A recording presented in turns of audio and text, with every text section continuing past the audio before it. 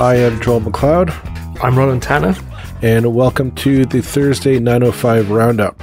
Today we are taking a bit more of a somber tone on our podcast recording today. We received word, as most people in Burlington and Hamilton and as well as Hamilton today, that former Burlington Mayor Walter Mulkewich passed away today peacefully in his sleep, surrounded by family. And we want to take a moment today to just reminisce about his contribution to civic life here in Burlington, and just what I think what a stand-up role model as a civic leader Walter was to a good number of I'll say the political class of Burlington. If you're on the progressive landscape or progressive end of the spectrum, Walter was definitely in your wheelhouse, is the best way to phrase it. Roland, you had dealings with the former mayor in your life as a volunteer back in the day, didn't you?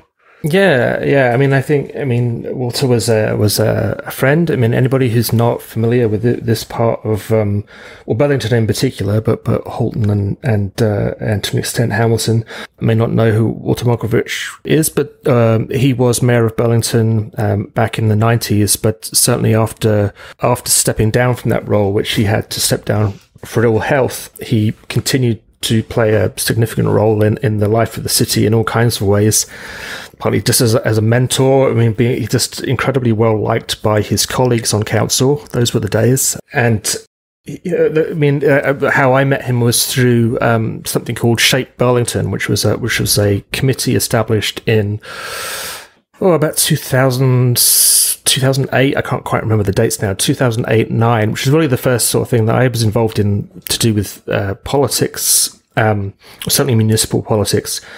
And it was something that he co-chaired with someone called John Boych. Both were kind of long time community activists.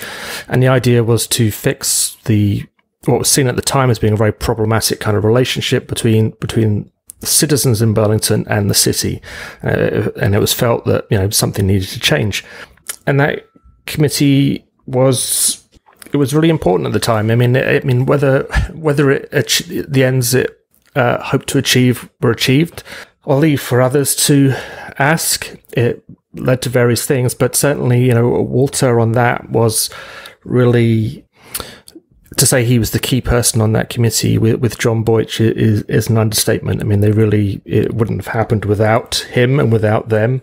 They were both really important people who just wanted to serve their community just because they did. There was no ulterior motive there. And that doesn't really convey the kind of person that Walter Mulkewich was, because he was just he was funny, he was humorous, he was extremely intelligent, he was very, very thoughtful.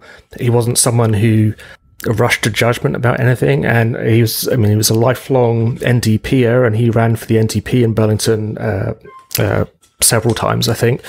But I know, for instance, that former Conservative MP Mike Wallace was a good friend, and to an extent Walter was a mentor to him. So really did reach across the political boundaries to work with people. I mean, Mike Wallace was a councillor, was how he originally knew Walter, but subsequently they took very different routes, very different political directions, if you like. But Walter was a sort of a man of his word, and that he didn't let that get in the way. So it was very much the sort of person the kind of person involved in politics, the kind of community activist is that we should all aspire to be, and someone who can still be learning and have an open mind and be willing to think about new ideas and consider new things right until the last years of your life. And that's certainly what Walter was. And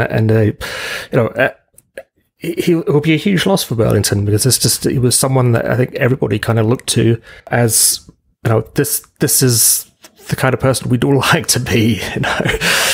What always struck me is you and I had we were former Liberals back in our youth, but Walter's name was always a name that kind of popped up. It was always a name that kind of, no matter what circle you walked in, his name at some point was going to come up and just his personality, but it was never in a bad way. It was never a confrontational, antagonistic way. He was always kind of viewed a bit as like Burlington's elder statesman, kind of role. The one who would come in and just kind of give like, sound judgment and like a cautious tone to the conversation. Because you and I both know that in the world of politics, emotions bubble up to the surface really easily. And the one thing whenever Walter would enter into a conversation about anything politically in Burlington, it always tended to bring the tone down to a more rational, reasonable temperature. And I thought, I didn't know him personally. I just knew him through his reputation. And his reputation was always that of somebody who put the people of Burlington first. Even after serving as mayor, his legacy was always as somebody who would always want what was best for the people of Burlington. Not even its institutions. Just were people being looked after by their elected officials, which I think in this day and age it's an admirable trait, and it's something that I hope a lot of Burlington and Hamilton and really any 905 civic leader would kind of take to heart and maybe try to role model and emulate. Yeah, for sure. I mean, we desperately need more people like Walter. As a leader, that kind of, we talk about leadership often, and the media talks about leadership a lot. And Walter was a leader, but I mean, my experience of him as a, in quotes, leader was as a consensus builder and someone who didn't lead, but who made sure that a group of people from in that committee, people from very diverse backgrounds, people who were soon to run for roles in council, people with political ambitions, people from the left, people from the right, could work together and do something and achieve something. And, they did. And thanks to that. And it's everybody knows how committees can go off the rails very easily. And it's often very dependent on the person who's chairing it to kind of set the tone. And, I was fortunate enough to see that in action, and just how, a good chair has a very light hand on the tiller, so to speak, if we're not mixing all kinds of metaphors there. Well, it also says something about his character that, if you think about it, when the Shape Burlington Committee was formed, it was a few years after he had stepped down as mayor of Burlington. I mean, his term, he was one of the longest serving terms as mayor of Burlington, and before that had a long history as a city councilor. So he had a long time in literally shaping Burlington politics.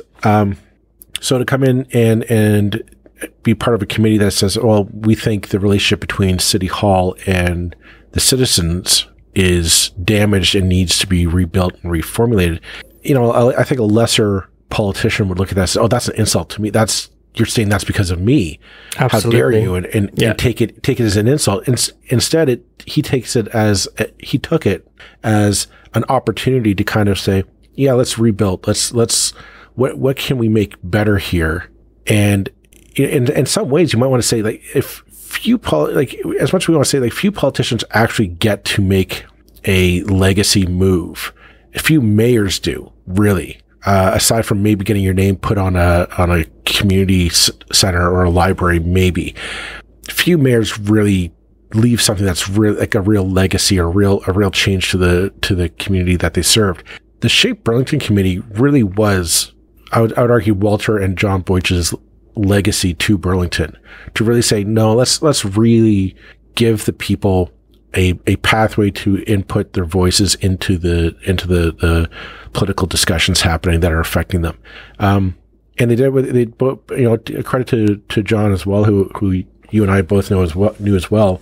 Credit to both of them that they took it as not as a ego thing or a blow to their egos or a chance to boost their egos, but more as the old civic duty.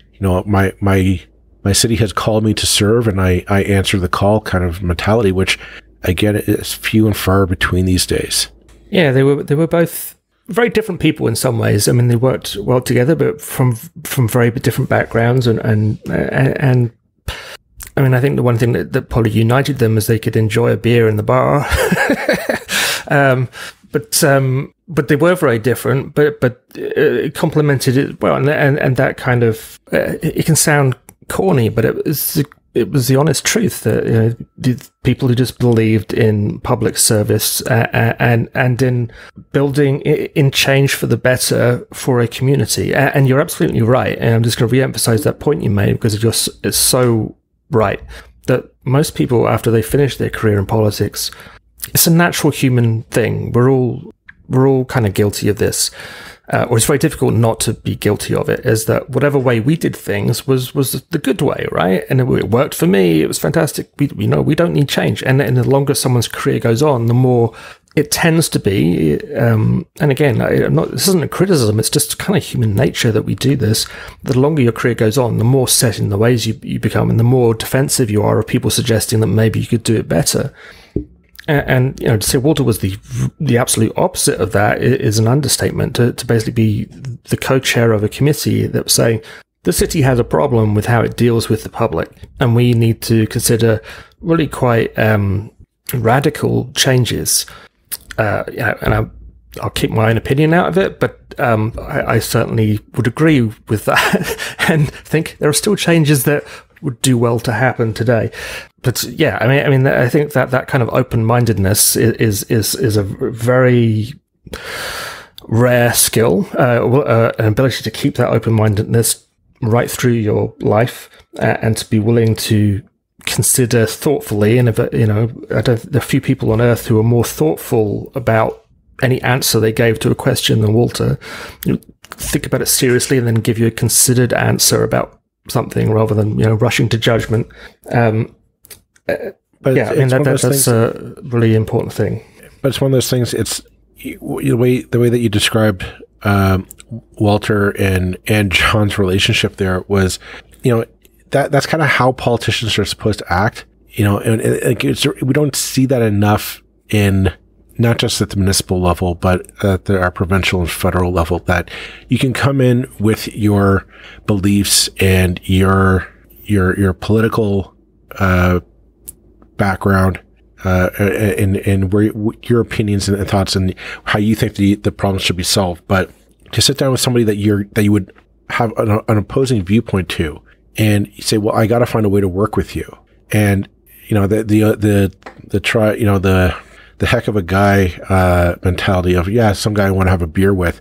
It kind of is important. Like somebody that you can sit down and say, okay, let's sit down, have a beer. Let's talk about these issues, these real fundamental issues that affect people. How are we going to solve them? What is the best course of action? We just don't see enough of that today. We really don't. We don't see enough of that at any level of our political leadership in this country, or dare I say it, even in the world, rarely. And that's kind of why it was refreshing to have Walter as Burlington's elder statesman. And you're right. His passing will be felt by a lot of people across the political spectrum, across all factors of Burlington and Hamilton civic life. Burlington has definitely lost a person of note, and it's a void. It's a void that I don't see being filled by anyone anytime soon, which kind of makes this all a little bit more of a bitter pill to swallow. Well, hopefully we can all learn those lessons and try to recover a bit. Ultimately, John Boych, for people who don't know, when I knew him, he was a Liberal and the chair of the local Liberal, Ontario Liberal Association. Prior to that, he'd been a lifelong Conservative, and he had worked closely with Cam Jackson, who was the MPP, Conservative PC MPP for a long time in Burlington. So really, they were both people from very different backgrounds. Both definitely progressive in their way. The reason that John sort of ended up with the Liberals was over education and kind of falling out with the party he'd been a member with over that issue. But yeah, it was that ability to sort of recognize the fundamental humanity in someone, regardless of what party they're in, but regardless of whether they're fighting for the same job as you, is so important, and the fact that it is in our current world so apparently on the decline is well, it's more than tragic. Let's hope that Burlington, Hamilton, and the 905 civic leaders, especially leading into the provincial and municipal elections this year, maybe take a little bit of this to heart and put those thoughts in front of their words next time they speak or they debate their opponent. Here's hoping. On that note, we'll take a brief pause for our sponsor, and then we'll be back with some more episode. And we are back. So switching gears to the other big news, we're recording this on March 1st for the record. So today's the big day for if you're a restaurateur. That what would we call this? An COVID day? Is that C day? Is it C COVID day? Liberation Day? Because it's all over now. It's all done, right? It's like it never happened. I don't know. I know that I have very mixed feelings about this. Again, if you've been living underneath a rock, surprise, the Ontario government lifted up pretty much all the COVID-19 restrictions. No more vaccine passport, no indoor restrictions for restaurants in terms of gatherings anymore.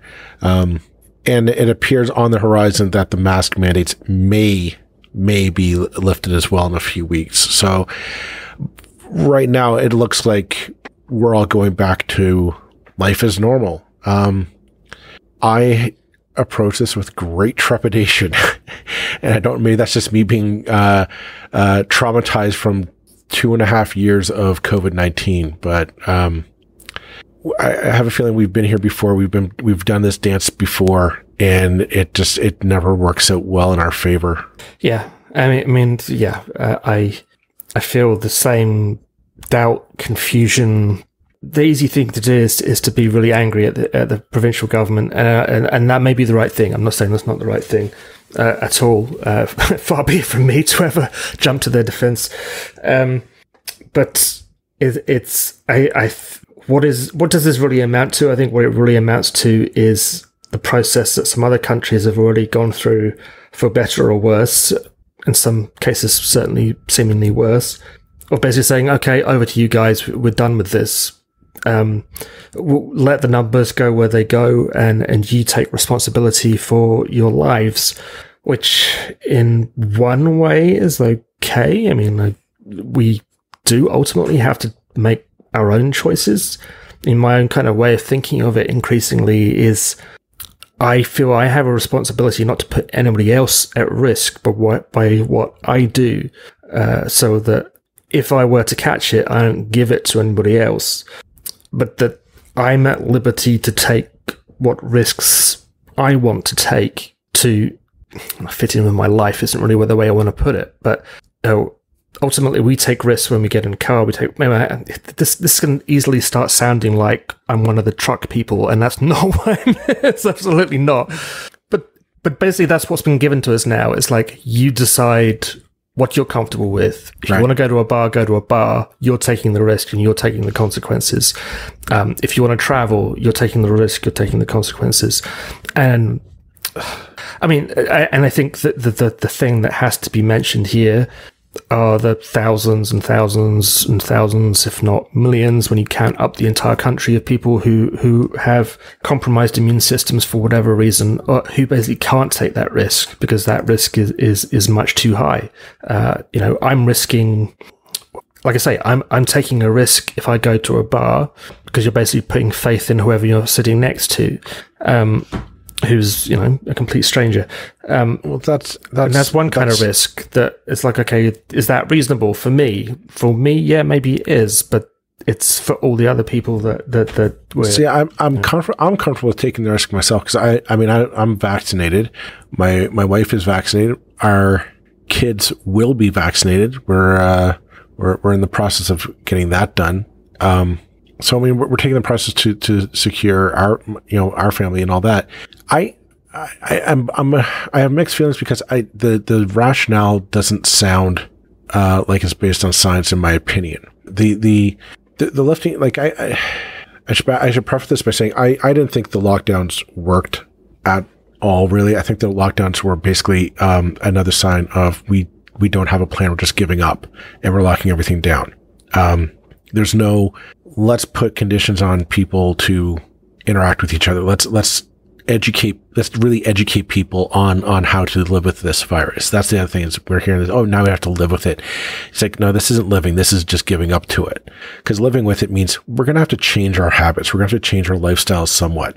And to me, part of the mask mandates and the vaccine passports were a big factor of that, because the idea was, again, last summer, I went to a couple Jays games, and I felt eminently safe because I said, okay, everybody in this stadium is double vaccinated.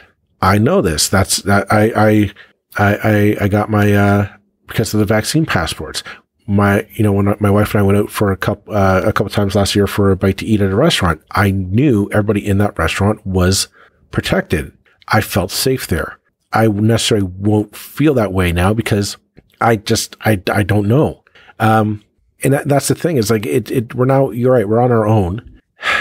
And I don't know the rationale for that, other than, and a part of me just cannot shrug this from the back of my head, is that we're capitulating to the truck people, the truckers that stormed Ottawa and blockaded the border, and we're kind of just, we're appeasing them somehow. And that, part of it that does bother me. It bothers me because, like, Roland, you and I sacrificed a lot. Like, we aren't recording this in one room. We're recording this online because we started out that way because we couldn't meet each other face to face.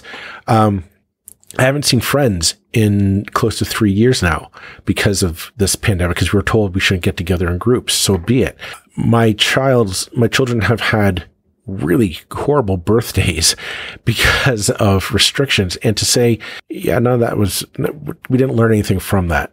And we could say, okay, fine, we're going back to the way it was before, but every time we've said that before, every time we say, okay, restrictions lifted, let's go back, we end up with huge spikes in case numbers.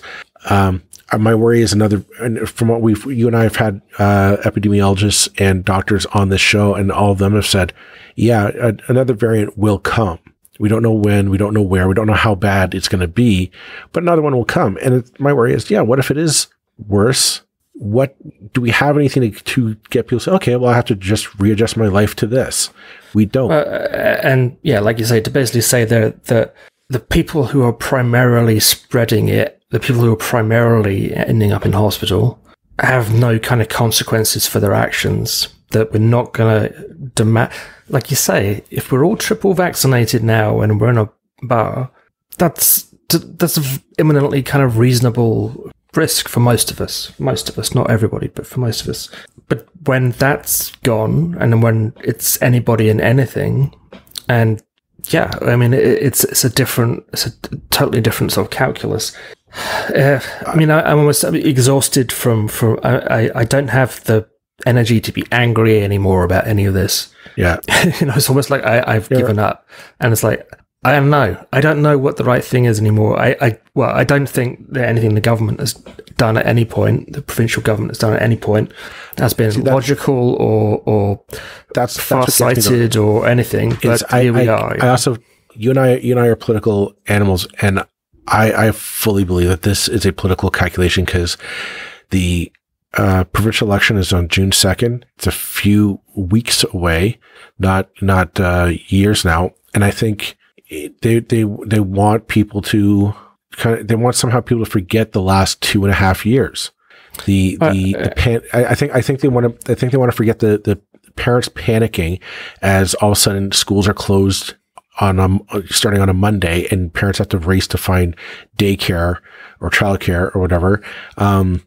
The fear that parents had of sending their kids to school for too long, they want people to forget that. They want people to forget about doctors saying no, like, or people being told no, you don't get cancer treatment, you don't get needed surgeries, because all over the hospitals are full of COVID patients. They want people to kind of forget that, and I think. And you're right. I should be angry at that, and I'm just not. I am exhausted by this all, and maybe this is me capitulating, saying, fine, you win. It's a little bit like that. I mean, and there's so much else going on in the world now, obviously. I mean, there's just, I think, the sense of sort of tiredness almost because we know that this is very likely not the end. This is just another step in this process. Well, look at Denmark. To be given, I mean, does anybody believe that this is the end? Really? Or this is just another summer where Doug goes touring the province like he did in May, June 2020, when it was over last, the first time it was over. I mean, back when numbers were, 1% of whatever they are now, maybe 10% of what they are now. Well, I mean, look at Denmark. Denmark did the exact same thing that we're doing right now. They said, okay, we beat it through, remove all the restrictions, no passports, no masks, nothing, no capacity restrictions, none of it. And their system is broken. Like COVID just walked in, took over the place, and they are, I guess that's a worst case scenario, I think, for us. I don't know if I hope to God that doesn't happen here. Part of me hopes that he's right. Part of me hopes that, Dr. Kieran Moore, the Ontario's chief medical officer, and Doug Ford are absolutely 100% right. I hope that they prove me wrong, and that my fear is not justified. Time will tell, but part of me thinks that they're gambling on this. I think if there's another spike, well, I think gambling that numbers come down in the summer anyway because we're outdoors more. Well, numbers will come down in the summer. They always did. My worry is that if there's like some kind of spike again between March and May. I don't know. I mean, here's the other thing: numbers go down. People reelect Doug Ford to power. They get another majority of government, because that could totally happen. And this fall, guess what? A Theta variant or Omicron 2 variant or whatever you want to call it, it shows up and boom. We have nothing. We don't have any policies. We don't have any protocols to protect us. It is literally, okay, you're all fun for yourself. That's when I worry. Well, what happens to the restaurants? What happens when restaurants are viewed not as a place of refuge and a place to go eat and dine, drink and be merry? They look at your average customer says, I'm terrified to walk in there. Well, and just what seems to have been ultimately what it boils down to through this whole thing is it better for a restaurant to be opened at reduced capacity all the time than to be open at full capacity for a couple of months and then shut for a couple of months. Mm-hmm. Open, shut, open, shut, open, shut. Now, I mean, I think that, the Premier and the Ontario government is following the lead of other conservative jurisdictions like Britain, and natural inclination to give some level of credence. Although, I mean, to be fair to Doug Ford, he's not himself been jumping on the trucker bandwagon, but certainly kind of giving respect to, this nonsense about the country's never been more divided, where it's like, well, the country's not divided. Everybody agrees about one thing and 10% of people think something else. The fact that we are saying, go ahead and be jerks, and put us at risk, that's fine, is, it's so infuriating. But I don't know where I was going with that point, other than the general sense of I'll tell you where I'm going with it. It's the exact same as we're all told. It's the same. It's kind of the same BS we were fed in high school, right? When the loudmouth jerk who picked on you, who picked on you, bullied you, called you 4 hours, whatever the case may be, and your teachers told you, you know what though, you're like that guy's going to end up, flipping burgers at McDonald's for a living, and you're going to go on and become a super billionaire because you're so smart and witty and creative and all this stuff, and you bought it.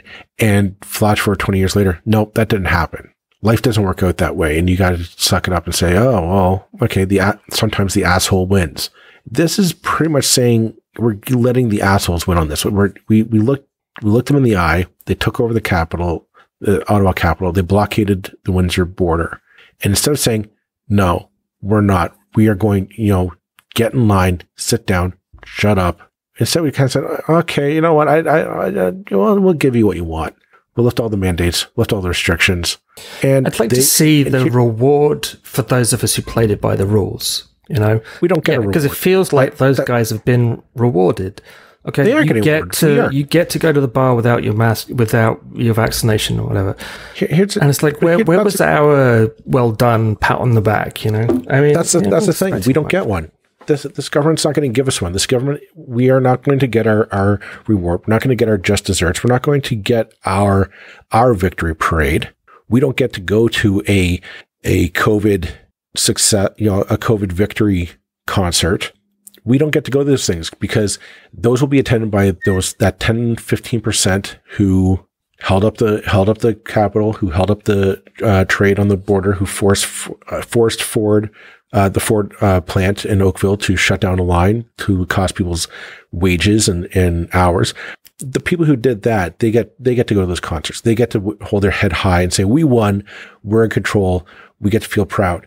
And the rest of us, the 90% of us who stayed at home, who stressed over our kids going to school, who worried about our livelihoods, who worried about getting us sick, worried about our loved ones who were in long-term care homes, who cut ourselves off from our friends and family for years.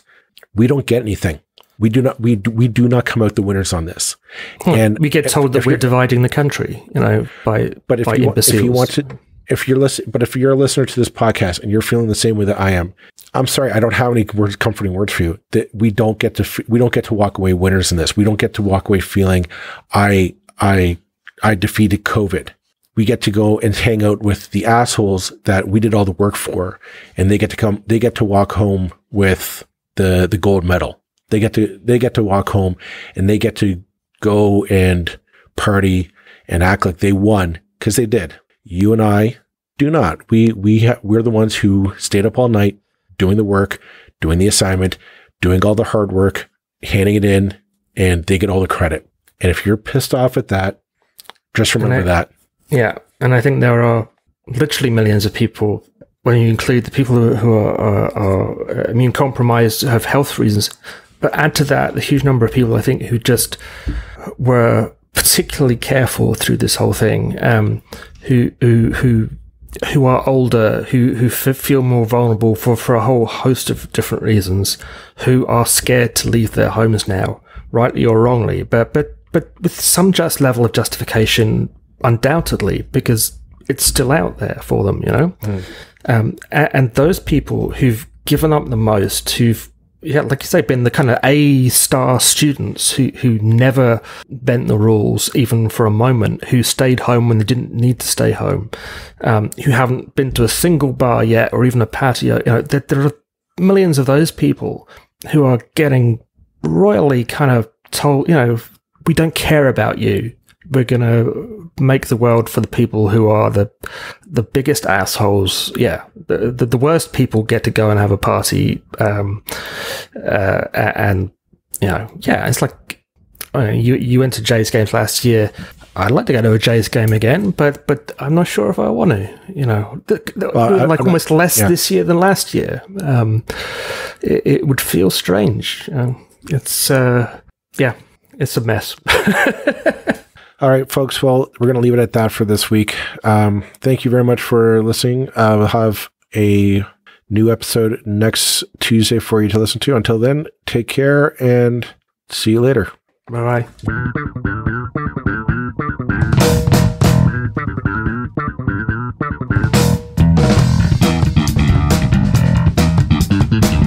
That's it for this episode of the 905er. Thank you for listening. As always, you can send us your feedback, thoughts, and concerns or ideas for future episodes to our email, info@905er.ca. We'd love to hear from you. You can help us keep the 905er going by financially supporting us through Patreon as well as PayPal. Visit us at 905er.ca and click on the support tab. As well, links are in the show notes for your convenience. Lastly, you can find us on social media. Search for _905er on Facebook, Twitter, Instagram, and LinkedIn. So long for now. See you next time.